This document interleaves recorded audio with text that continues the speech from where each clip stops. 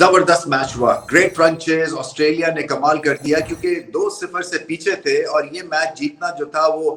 हर तरह से इंपॉर्टेंट था क्योंकि नहीं तो सीरीज हाथ से निकल जानी थी। और इस प्रेशर में रहते हुए 222 पे 222 करना बहुत बड़ी एक मेंटल एबिलिटी और कैपेसिटी मांगती है और मैक्सवेल ने फिर से करके दिखा दिया। जादुई डंडा है इनके पास, जब ये चलते हैं तो फिर हर बॉलर नकारा हो जाता है और अप्रोच भी जबरदस्त है, विकेट की परवाह नहीं करते, आउट होने की परवाह नहीं करते हैं और फिर इतना कॉन्फिडेंस है कि उल्टी भी शॉट छक्का और सीधी भी शॉट छक्का और रिवर्स फ्लिक पे भी छक्का और स्क्वायर लेग के ऊपर से भी छक्का और फिर अपने मोमेंट्स जो है ये सीज करते हैं, बॉलर को देखते हैं और उस पर हमला करते हैं और पता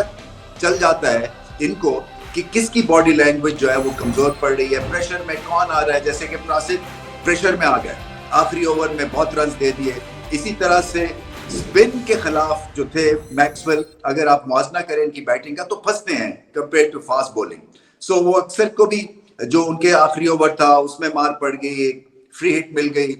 कीपर के ग्लव्स आगे निकल गए विकेट से स्टंप करने की कोशिश में, उसमें नो बॉल करार दे दिया थर्ड अंपायर ने और उसके बाद जैसे कि मोमेंटम एकदम हाथ से निकल गया भारत के। मगर मैक्सवेल जब ऐसा खेलते हैं तो फिर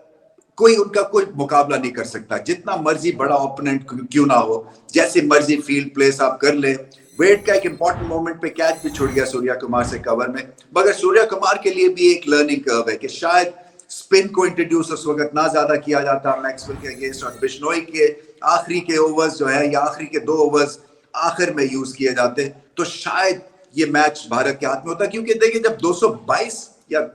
25 डिफेंड करना है आपको तो 1 या 2 ओवर 20 ओवर्स की इनिंग्स में आपको अच्छे करने हैं और कुछ नहीं, फील्ड ठीक करनी है। और वही बात है कि आप फिर ऊपर वाले से रजू करें, दुआ करें कि एक कोई मिस हिट हो जाए और एक अमेजिंग कैच हो जाए, कोई रन आउट की सिचुएशन हो जाए और मुकाबला बिल्कुल